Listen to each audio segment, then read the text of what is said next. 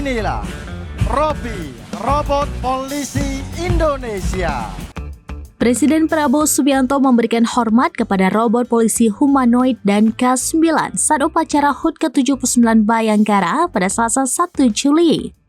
Bahkan Kapolri Jenderal Listio Sigit Prabowo dan Panglima TNI Jenderal Agus Subianto turut memberikan hormat kepada robot tersebut. Lantas, inilah fungsi dan kegunaan dari robot yang dipamerkan di HUT Bayangkara. Perlu diketahui, HUT Bayangkara kali ini turut dimeriahkan dengan penampilan robot-robot yang menggunakan atribut kepolisian. Dalam perayaan itu, pengunjung disuguhi 10 robot humanoid berbentuk menyerupai manusia. Selain robot berbentuk manusia, turut dipamerkan juga 10 robot anjing atau robodog, 1 robot drone agriculture, 2 robot berbentuk tank, serta beberapa robot lainnya. Rupanya, robot-robot ini menjadi bagian dari iring-iringan parade dan simbol kesiapan Polri menghadapi era digital. Kadif Humas Polri Irjen Sandi Nugroho mengatakan, teknologi robotik ini dipersiapkan mendukung berbagai tugas kepolisian, terutama bagi tugas yang berisiko tinggi atau sulit dijangkau manusia.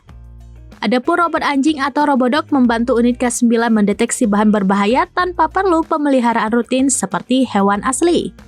Kemudian robot patroli membantu memantau pelanggaran lalu lintas hingga situasi di area rawan seperti gedung kosong dan lokasi berbahaya. Ada pula robot SAR dan penjinak bom yang digunakan untuk misi penyelamatan dalam kebakaran, gempa, hingga penyanderaan. Selain efisien, robot-robot ini dinilai lebih tahan terhadap cuaca ekstrim, tidak memerlukan pelatihan manual, lebih cepat dikerahkan dalam kondisi darurat.